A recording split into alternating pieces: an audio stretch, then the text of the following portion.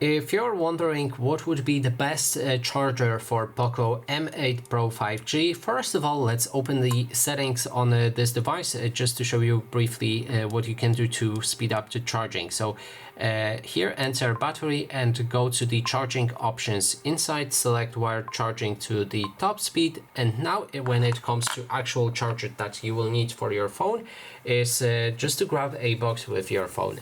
That way, on the back, you can see right here that the recommended charger is between 10 watts to 100 watts. So that means you can get any 100 watts charger and it will use the fastest charging method. And I guess it should, I'm not guessing, it should be supported by all of the POCO M8 Pro 5G devices, so you don't even need to look on your box. Just get a 100 watts charger, activate this option, and your phone will charge in no time. And that is basically everything. Thanks so much for watching, and if you like this video, please consider subscribing.